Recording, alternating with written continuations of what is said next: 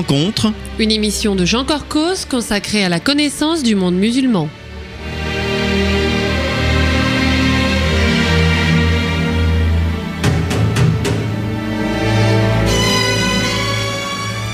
Bonjour amis auditeurs, Jean Corcos au micro pour ce préenregistré réalisé le 20 janvier 2016. Retour à l'histoire avec ce nouveau numéro de Rencontre et retour sur notre plateau d'un invité que mes auditeurs fidèles connaissent et apprécient. Bonjour Pierre Vermeuren. Bonjour Jean Corcos. Alors, rappelons que vous êtes historien, arabisant, professeur d'histoire contemporaine à l'université Paris 1 Panthéon-Sorbonne et que vous avez déjà consacré plusieurs ouvrages au Maghreb et en particulier au Maroc.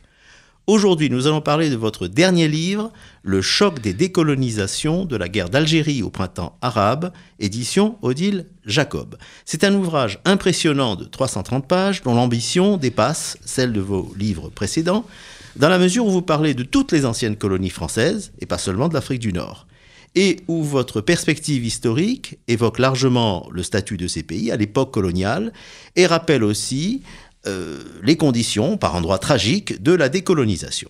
Je vous ai retrouvé, cher Pierre Vermeuren, dans l'originalité de votre approche, qui aborde toutes les dimensions de ces sociétés, et dans votre dénonciation argumentée de ce que fut la gouvernance de ces pays. Comme vous l'écrivez dans l'introduction, l'échec des élites décolonisées du Sud se double d'un gros mensonge des élites du Nord. Sous couvert d'amnésie, de respect de la souveraineté des anciennes colonies et derrière le cache-misère du tiers-mondisme, les élites du Nord n'ont jamais regardé en face les sociétés du Sud, leurs impasses et les mensonges de la décolonisation sans les peuples. Alors il sera impossible d'aborder tous les chapitres de ce livre tellement riche. Comme ma série est consacrée au monde musulman, on parlera surtout du Maghreb, beaucoup plus rapidement de l'Afrique noire, en grande partie musulmane aussi, et nous n'évoquerons presque pas l'ex-Indochine.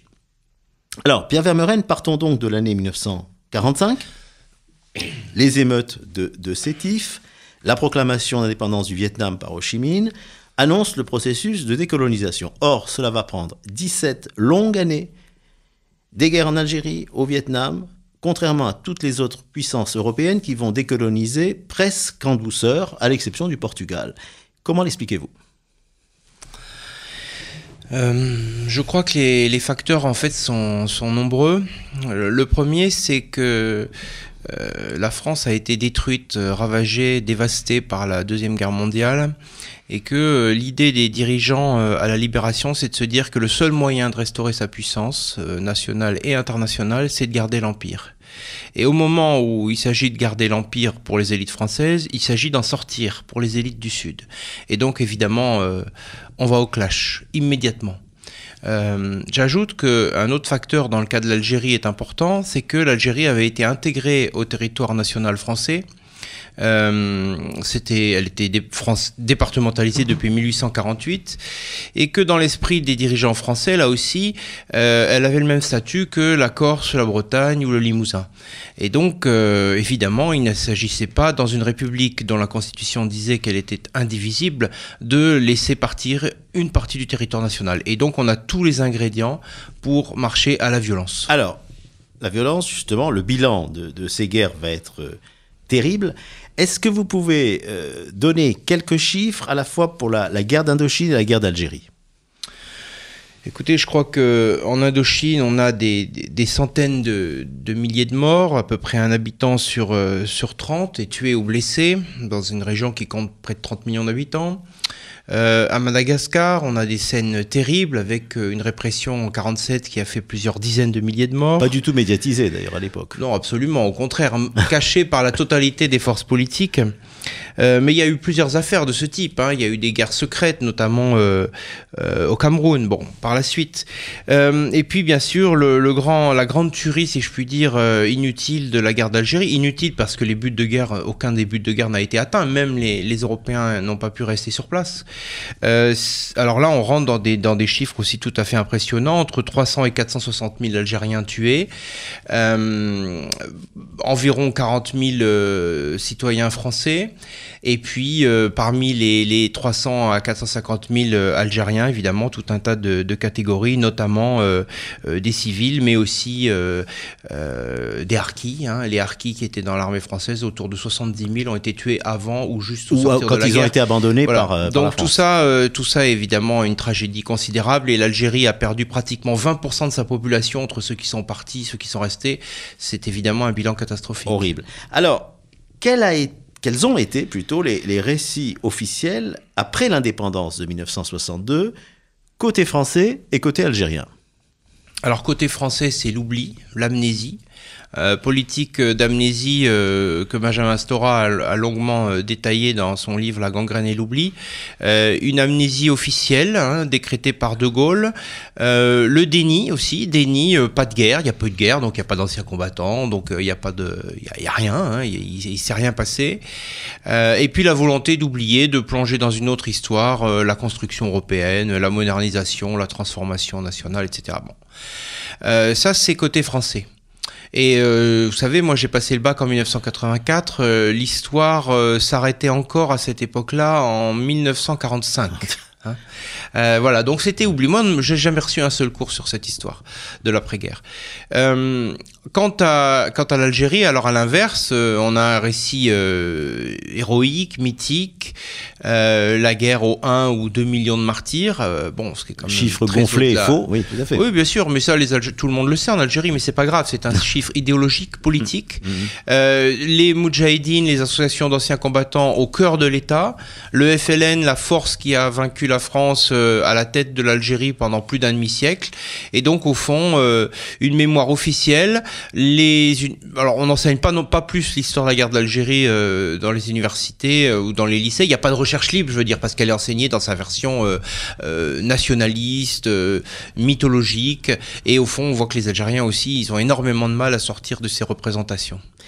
Alors, on va faire maintenant un saut jusqu'à la fin de votre livre. Là, vous donnez un peu un bilan économique. Et quand on voit où en sont ces pays, plus d'un demi-siècle après, c'est pas brillant. En termes de PIB par habitant, aucune ancienne colonie n'est considérée comme un pays développé.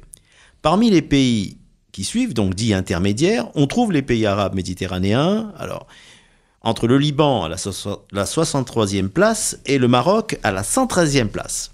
Alors ensuite, on a les pays les moins avancés, et 17 sur 44 dans le monde sont des anciennes colonies françaises, et parmi les 25 les plus pauvres, on retrouve encore 9 anciennes colonies françaises. Et pour le développement humain, la santé, l'éducation, c'est encore pire.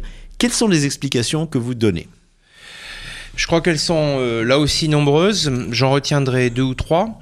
Je dirais que les Français, d'abord, n'ont pas mis l'accent sur le développement économique, tout simplement parce qu'on a eu une colonisation d'administrateurs et de militaires. On n'a pas eu une colonisation de peuplement. À part l'Algérie. La seule exception étant l'Algérie, et encore il faut relativiser l'importance du peuplement en Algérie, qui a toujours été très minoritaire, rien de comparable aux grands dominions anglo-saxons. Donc, pas de peuplement, pas d'économie. Pas d'industrie. Pas d'industrie. Une économie au fond, de prédation ou de minière, de matières premières. On prélève facilement les matières premières disponibles, mais on se casse pas la tête. On fait donc, de ce point de vue-là, un retard considérable du point de vue industriel. Ensuite, je pense que la France était dans une compétition avec la Grande-Bretagne au 19e siècle. Il fallait absolument mettre la main sur les terres les plus importantes en termes de superficie, mais on s'occupait pas du tout de la valeur de ces terres, et puis on prenait ce qui restait. Et c'est ainsi que le Sahara, par exemple, à l'époque il n'y avait pas de pétrole, mais le Sahara est devenu pour sa plus grande partie français, mais ce sont des terres, on voit bien aujourd'hui les pays du Sahara, le Sahel notamment, ce sont des pays très pauvres, très arides, dans lesquels il est très difficile de faire de l'agriculture, par exemple.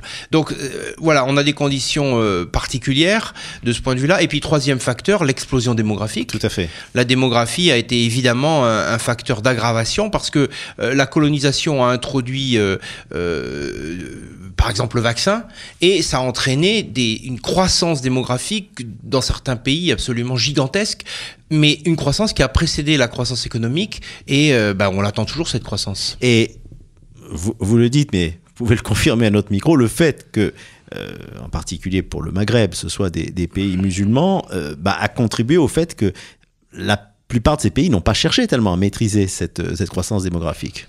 Ah oui, absolument. La Tunisie étant l'exception pratiquement. Oui. Plus tardivement le Maroc, qui sont arrivés finalement, le Maroc tardivement, mais il y est arrivé à maîtriser sa démographie. Mais on voit bien en Algérie actuellement que la démographie repart de plus belle. On a vu ça aussi au Moyen-Orient, hein, bien sûr. Hein. Et donc au fond, alors les pays d'Afrique, du Sahel sont dans des logiques identiques. Alors c'est vrai que l'idée à l'époque, c'était que l'Afrique était sous-peuplée, ce qui n'était pas faux, et que donc il y avait une liberté absolue. Et puis il y a eu aussi un agenda politique de la part notamment de Ben Bella et Boumedienne qui ont voulu construire une démographie très puissante. Aujourd'hui, il y a plus de naissances en Algérie qu'en France. Hein. C'est un chiffre qui n'est pas connu, ça. Oui, c'est pas connu, mais c'est très récent. Donc ça veut dire que de ce point de vue-là, l'objectif politique est atteint, mais ça crée des risques considérables en termes économiques. Alors, Pierre Vermeuren, vous avez un titre terrible pour votre chapitre 7, l'État bien patrimonial. Est-ce que vous pourriez donner rapide perspective sur ce qu'était la répartition, par exemple, des propriétés agricoles avant la colonisation au Maghreb? Qu'est-ce qu'a fait la colonisation et qu'en ont fait les dirigeants après le départ de la France? Bon, on ne peut pas caricaturer parce que ça change d'un pays à l'autre, mais en gros, si on prend le cas de l'Algérie ou de la Tunisie, la propriété privée n'existait pratiquement pas. Il y avait un domaine sultanien qui appartenait aux Turcs, et puis l'essentiel appartenait aux tribus, c'est-à-dire des terres collectives. La colonisation a créé un domaine public, a prélevé des terres, elle a créé un domaine privé, parfois indigène entre guillemets, mais évidemment très surtout souvent colonial. Oui. Et la décolonisation a rebattu les cartes une troisième fois, si je puis dire, une deuxième fois, puisque on a massivement nationalisé les terres françaises publiques, le domaine public et les terres coloniales. Mais qu'est-ce que la nationalisation? La nationalisation a été effectivement très souvent une patrimonialisation, c'est-à-dire que les biens coloniaux ont été, alors sous couvert de socialisme, de nationalisme, etc., peu importe les idéologies, mais le résultat c'est que d'une part on a démantelé la propriété collective et on a privatisé ou on a pris pour l'État et donc pour ses dirigeants, et c'est pour ça qu'on parle de patrimoine, les biens coloniaux. Et de sorte que, au nom de l'indépendance et au nom du nationalisme, on s'est approprié des biens collectifs très importants au niveau des terres et avec des résultats très aléatoires. Bon, on n'a pas le temps d'en parler, mais votre livre insiste dans d'autres domaines. Par exemple, ce qui fait la puissance de l'Algérie, c'est le domaine pétrolier et gazier. Bon, la Sonatrach est un instrument du pouvoir. Au Maroc, c'est l'omnium chérifien du phosphate et c'est le palais royal qui a la main dessus. Voilà, bon, c'est cette mainmise donc sur les richesses. Alors, voyons maintenant comment se sont construits les trois pays du Maghreb après la décolonisation. Vous dites que partout, les États indépendants sont la suite bureaucratique des États coloniaux. Est-ce à dire qu'il n'y avait pas d'État-nation ? Alors, vous savez, l'État-nation, c'est une création moderne. On peut la faire remonter à la Révolution française. Mais en tout cas, bien sûr qu'au Maghreb, il y avait l'Empire ottoman en Algérie et en Tunisie, et puis il y avait l'Empire chérifien au Maroc. Ensuite, on a eu la création d'États coloniaux, et ces États coloniaux sont devenus des États-nations, puisqu'ils se sont construits sur le modèle français et jacobin qui avait été inculqué par la colonisation. Et un des principaux outils de la colonisation, ça a été le contrôle du territoire, la création d'une armée coloniale qui est devenue nationale, de forces de police, de sécurité et d'une bureaucratie. Et aussi bien l'objectif des décoloniser à l'indépendance a été de rentrer dans la bureaucratie, de rentrer dans l'armée, d'intégrer cet appareil d'État naissant. Et c'est ainsi qu'on a vu se constituer des monstres, si je puis dire, technocratiques et militaires qui se sont emparés de l'État, non pas du tout pour des raisons démocratiques, mais pour des raisons de construction et de sécurité au sein de cet énorme appareil. Alors, la thèse centrale, c'est qu'en fait, les indépendances ont été accaparées, ont été confisquées par des élites qui ont pris la place des élites françaises qui étaient sur place. Bon, si on passe rapidement en revue, est-ce que c'était vrai en Algérie? Parce que vous citez Mohamed Harbi, qui est un historien lui aussi, et lui il dit « l'armée et le FLN ont imposé une structure plébéienne à la société ». Autrement dit, les élites algériennes, elles étaient un peu compromises avec la France. C'est pas tout à fait ça, parce que la tragédie de l'Algérie, c'est qu'il y a eu une guerre et que cette guerre a décimé la plus grande partie des élites algériennes. Donc, vous avez toute la fraction, par exemple, les populations juives d'Algérie, les populations européennes d'Algérie, y compris les cadres algériens musulmans, sont partis en France. Une grande partie des cadres musulmans ont été tués sur place, les étudiants notamment décimés, hein. Il y a eu un massacre d'étudiants, de bacheliers, de diplômés, c'était les premiers dans les maquis, c'était les chefs politiques, ils ont été éliminés, et donc l'Algérie finalement s'est retrouvée avec une armée, qui d'ailleurs stationnait pour longtemps à l'extérieur du pays, puis qui est rentrée en 62, mais cette armée, c'est une armée, c'est pas une armée d'intellectuels, c'est pas une armée de cadres, et autant en Tunisie, ce sont des cadres et des intellectuels qui ont pris la main sur l'État, autant en Algérie, ce sont des militaires qui ont fait le feu, qui ont été très courageux. Tous ne se sont pas battus, ceux qui se sont battus ont été courageux, mais ça ne fait pas un personnel d'État très compétent au départ.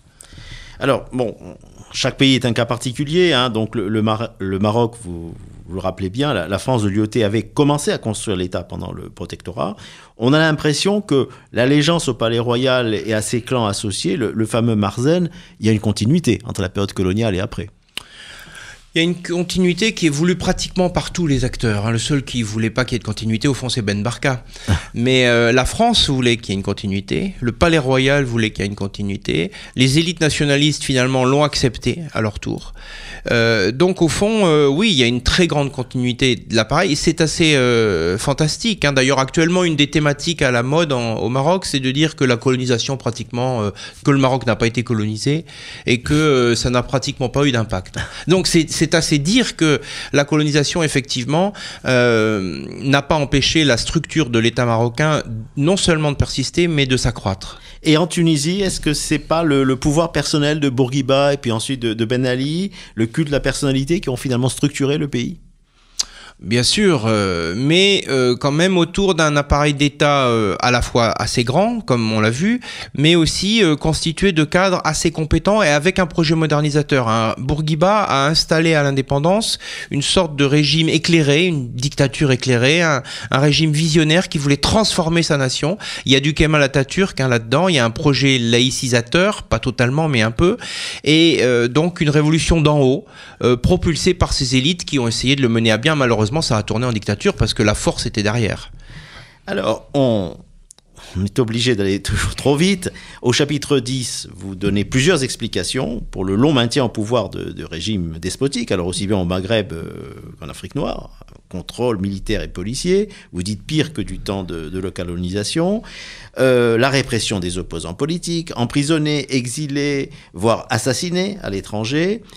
Et puis, au moment où ça bouge, eh bien, à ce moment-là, on voit une force qui émerge. Et alors, en Algérie, ça a été un peu en avance de phase dans les années 90, avec donc les islamistes qui ont déclenché cette terrible guerre civile, qui a été une horreur, avec 200 000 tués.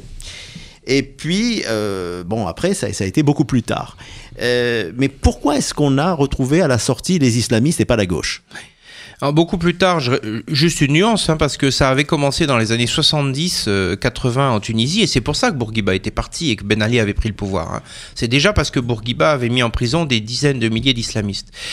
Pourquoi ? Parce que, au fond, dans des États autoritaires, nationalistes, à certains égards parfois un peu totalitaires, le seul moyen légitime de s'opposer, ça a été au fond la religion. Parce que la seule critique que tolérait l'État, c'était pas une critique politique, c'était une critique religieuse.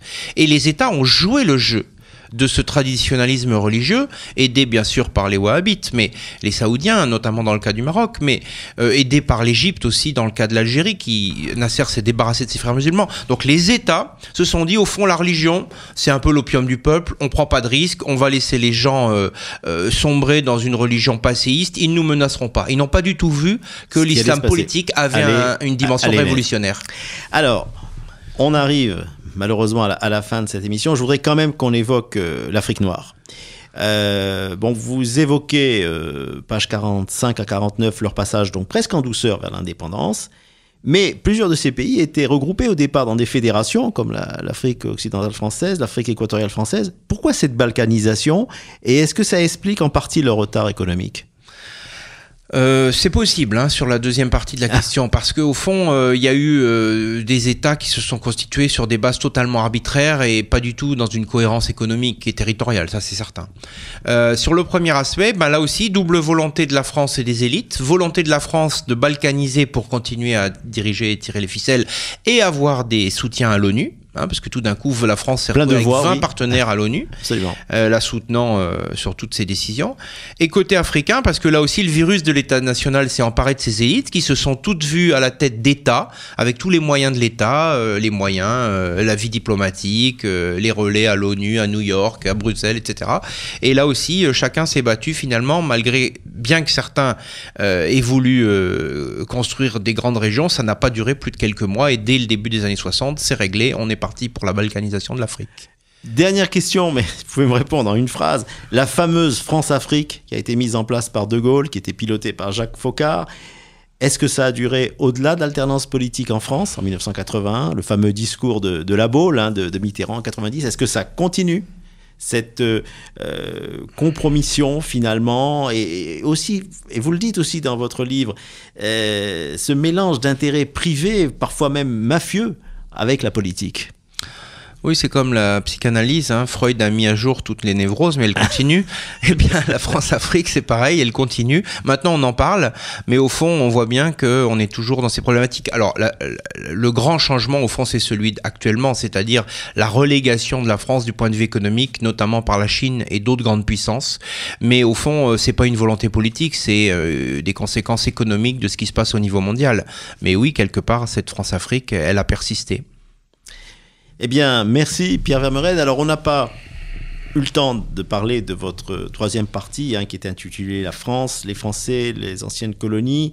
Je rappelle quand même votre livre « Misère de l'historiographie du Maghreb, postcolonial, 1962-2012 ». On en avait parlé il y a 3 ans. Années. Et puis, vous expliquez bien, au fond, pourquoi le silence des intellectuels qui sont normalement des passeurs de vérité, et intellectuels qui n'ont pas parlé, ou pour certains qui ont parlé, vous citez Ferhat Abbas, vous citez Albert Memmi, vous citez la franco-tunisienne Hele Beji, mais on a refusé de les écouter. Vous dites paresse intellectuelle, complaisance de nos élites, amnésie, et c'était valable, et ce que j'ai apprécié aussi bien pour la droite que pour la gauche française.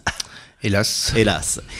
Eh bien, merci Pierre Vermeren. Je rappelle une dernière fois le titre de votre livre que je recommande vraiment d'acheter et surtout de lire à nos auditeurs, Le choc des décolonisations de la guerre d'Algérie au printemps arabe de Pierre Vermeren aux éditions Odile Jacob. Amis auditeurs, merci de nous avoir suivis et je vous donne rendez-vous dans 15 jours. Au revoir.